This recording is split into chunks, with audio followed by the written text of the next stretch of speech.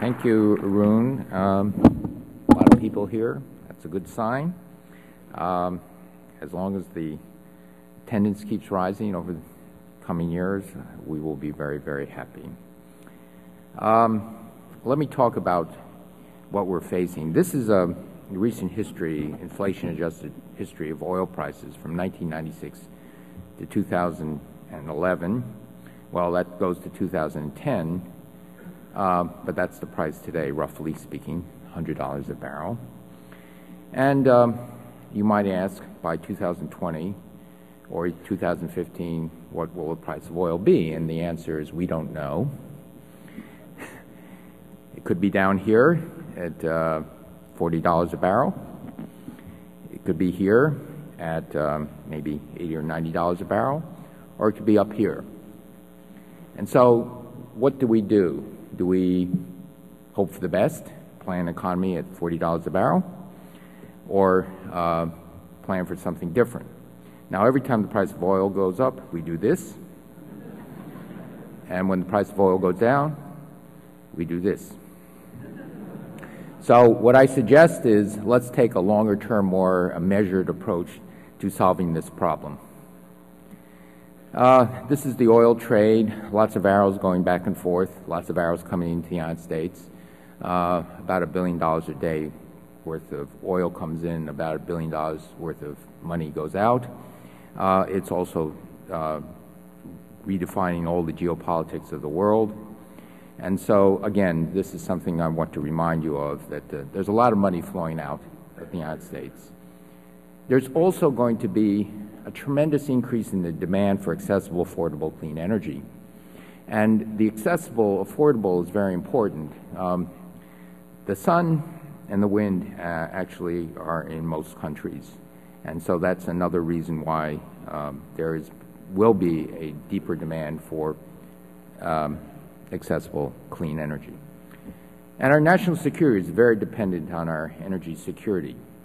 And I want to stress this, that the energy we create at home is wealth creation at home, and that's very important. So I think our strategy should not be one of hoping for the best and planning for the best, but let's decide where the world is going to be and skate where it's going to be, not where it's been. And I think Wayne Gretzky's "I skate to where the puck is going to be" is a good philosophy, and I think America should follow that philosophy. So we have to decrease our dependency on oil. So what are the steps we're taking? Well, we're increasing fuel efficiency. And just in case you're wondering, these are pictures of the Ford Fusion and the Chevy Volt. We are working to electrify vehicles. This is a FedEx all-electric truck and a Nissan Leaf. And we're also working on next-generation biofuels. These are 3 Department of Energy bioenergy institutes. They've been in operation for about 2.5 years.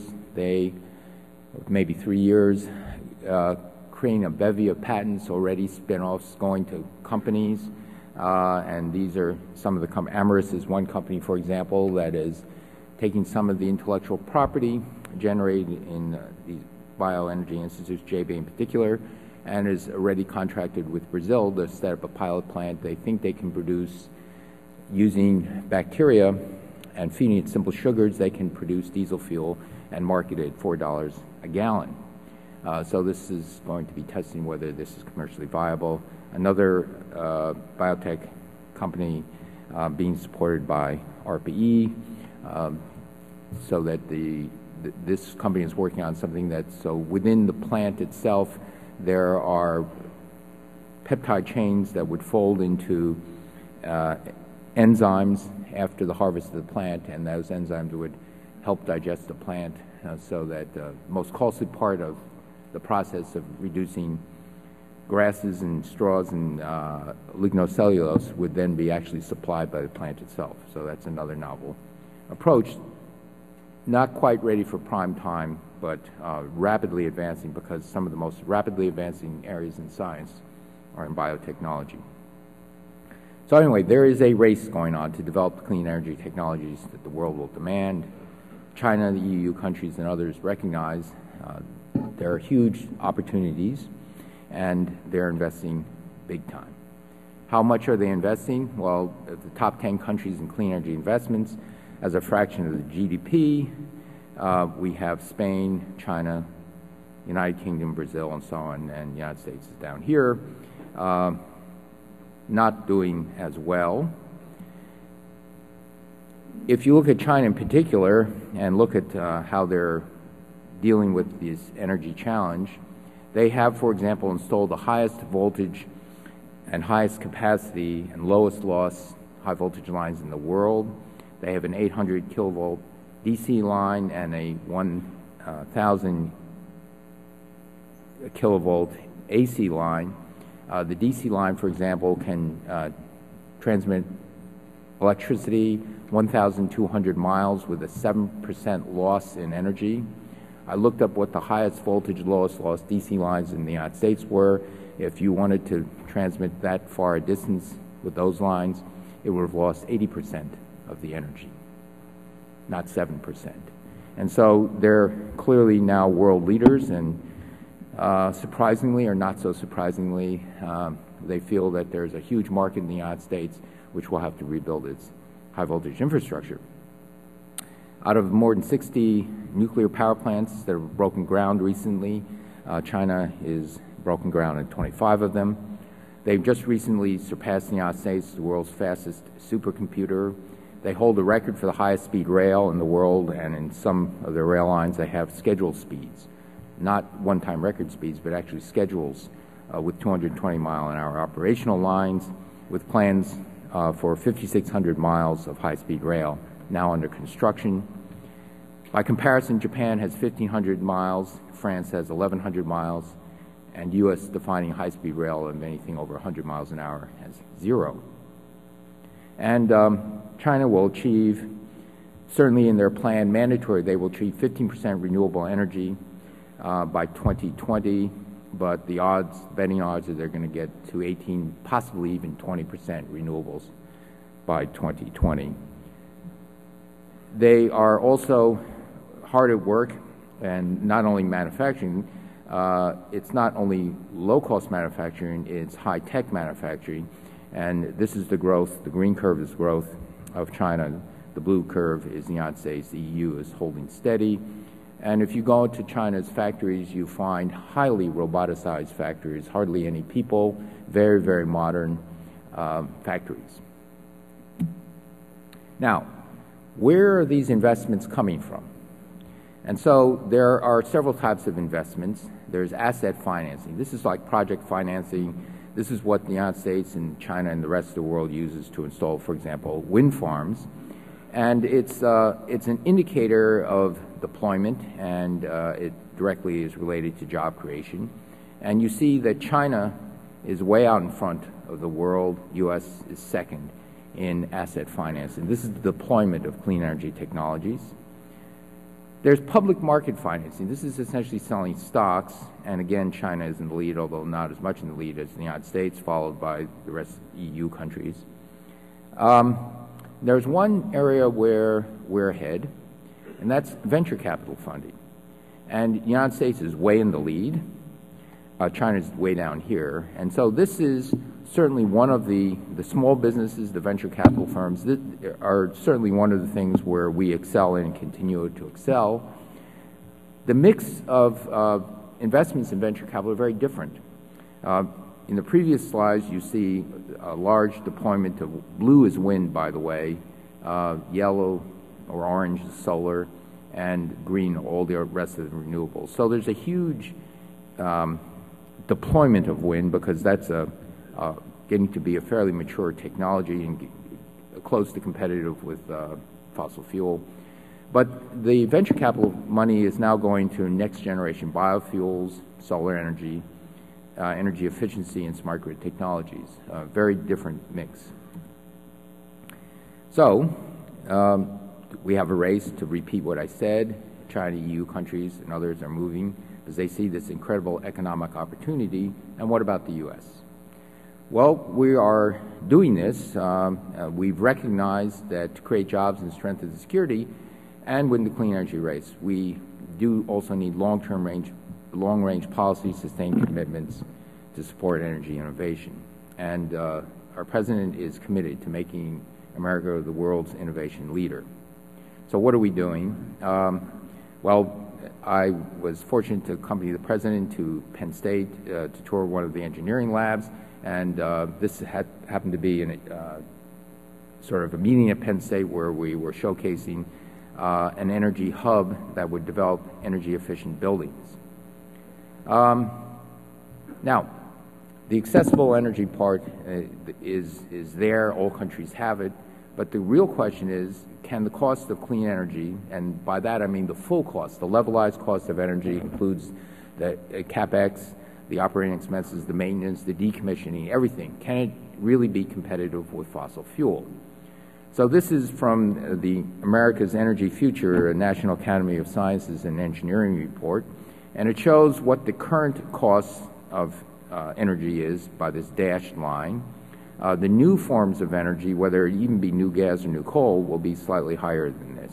But it also shows you where other forms of energy are. For example, here we have nuclear energy, which is more costly, but a large uncertainty because we don't actually know whether the new generation of plants can be built on time, on schedule.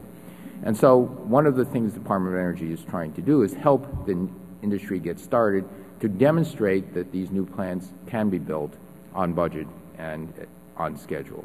And if we do that, the cost will be driven down. There's a tremendous amount of headroom, that is to say, room for technological improvement in solar photovoltaics and possibly solar, concentrated solar power, thermal power. Coal CCS will never be, coal with carbon capture and sequestration will never be as cheap as without it, but this is coal and fossil fuel plants, gas plants with carbon capture will be a higher form of energy because it's really energy on demand, and so one has to fold that in.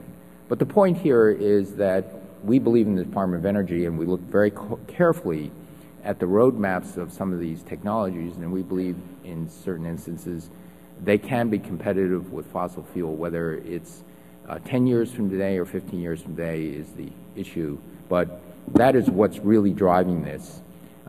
If you get renewables that are actually cost competitive with fossil fuel, then it's a very, very different world. And so federal support of research and development is critical. And let me give you one example. We've had some support of advanced batteries. The Department of Energy supported research that led to the invention of the lithium-ion battery by a fellow named John Goodenough, who got one of the most prestigious science awards in the U.S., the so-called Enrico Fermi Award. That was invented by an American, but it soon migrated over to Asia, to Japan in particular, and it was Sony that developed the commercial lithium-ion battery. Now there's a competition between Japan and Korea. However, just because we lost the lead doesn't mean we can't get it back. And researchers at the Argonne National Laboratory developed a unique set of patents that described a cathode material not only made of lithium, but actually with a mixture of manganese. And so this additional new material has made these batteries much safer, less likely to catch fire, longer lasting, higher energy density, and less costly to manufacture. The remarkable thing about this battery is it grew out of very basic research by this team of Argonne scientists using an intense X-ray source, a synchrotron facility light source. The transition from scientific discovery to patent to licensing was just a few years. And then the discoveries that they've made are going to be going into the next generation Chevy Volt. Already LG Chem and General Motors are beginning to license their suite of patents. So very, very quick adaptation and deployment. Here's another basic research study that lent itself to very quick adaptation. We have tremendously high-performing supercomputers in the Department of Energy, and BMI Corporation is using these supercomputers to look at the airflows around big, long-haul, 18-wheeler trucks, and by using these aerodynamic simulations, they can actually reduce the wind resistance on these trucks. And BMI, and they found that if you actually modify the undercarriage slightly, you can achieve savings, fuel savings between 7 and 12% per truck. And if this was installed on all long-haul trucks, we're talking about 1.5 billion gallons of diesel fuel a year that are saved. And if you recall how rapidly the streamlining on the upper part of the truck went into place as soon as this was noted, just a few years, we will expect that there will be a very rapid deployment on the undercarriage as well. ARPA-e is also funding some cutting-edge research. In carbon capture and sequestration, we have an existence proof that there need not be a large energy penalty in capturing carbon dioxide, transporting it, and putting it somewhere else. You're doing this as I speak now, as you breathe, because after all, your cells are generating carbon dioxide from metabolism. Your blood is able to pick up that carbon dioxide, transport it to your lungs, you exhale, and the carbon dioxide is expelled. This is all done without any overt energy penalty. And so if we can then think of catalysts or enzymes that can actually capture the carbon dioxide and then with the change of pressure or something like that release it, this could be greatly decrease the energy costs of carbon capture. ARPA-e is also looking at a new approach to wind turbines. This funny thing is actually taking its lessons from modern turbine jet engines and in training flows with these jet engines, and in that sense it can actually become much more efficient than the turbines of today. Looking at a number of other things, building efficiency through innovative thermal devices, looking very closely at whether you can completely rewrite the book on air conditioning. This is the amount of energy per kilogram of cooling. Cooling is a strange thing. It's still described in tons. Just in case you've ever wondered, that's tons of ice. In the old days, you had a big block of ice and you blew air over it. So in any case, it's like horsepower, but never mind. What are they? Say the younger generation. Anyway, in any case, we could really rewrite the book, we think, in terms of air conditioning, which will be in high demand around the world. One other thing, we need some sort of guidance so that some sort of guidance that will guide the private sector in making investments. And in President Obama's State of the Union address, he said the clean energy breakthroughs will only translate into clean energy jobs if businesses know there will be a market for what they're selling. So in the State of the Union address, he proposed a clean energy standard. And what does a clean energy standard do? It says we can define clean energy as nuclear or sun or wind or hydro. Gas can count half clean because it's half the carbon emissions of coal. Coal with carbon capture and sequestration, if it captures 90% of the carbon, it counts 90% clean, and so on. So it doesn't actually say which technology will win, but it does guarantee a market for any clean energy technology. Today, using that accounting scheme, we're roughly 40% clean energy, and he asked by 2035 to go to 80%. So it will give you a guaranteed market for clean energy. As long as you build something competitive, you have a market for it. That market means there's investment certainty, and so companies can go to people who can loan them money and say, well, we can sell this for sure. That market certainty actually means that there's going to be a business, domestic supply lines spring up, especially in the heavy-duty equipment, for example, in wind turbines, in new power plants, new nuclear reactors. You need a certain number of orders in order for a manufacturer to actually set up a domestic supply line. But if it's heavy stuff, it's much more economical to set it up in the home country. And that's why China is deploying so rapidly. They actually want to set up domestic supply lines. And finally, if you look at the states that have renewable energy portfolio standards, that this demand certainty will actually stimulate long-term planning of the grid. So if you start with a clean energy standard 2035, all of a sudden you're going to get planning of the transmission distribution system, which you don't see in states that, for example, don't have this. And so this, again, stimulates the best type of investments over the longest period of time. So my take-home message, and this is the last slide, is that we still have the opportunity to lead the world in clean energy and capture jobs in the 21st century. But time is running out. Other countries realize this economic opportunity. They're moving very fast. It is a race, and the train's leaving the station. Thank you.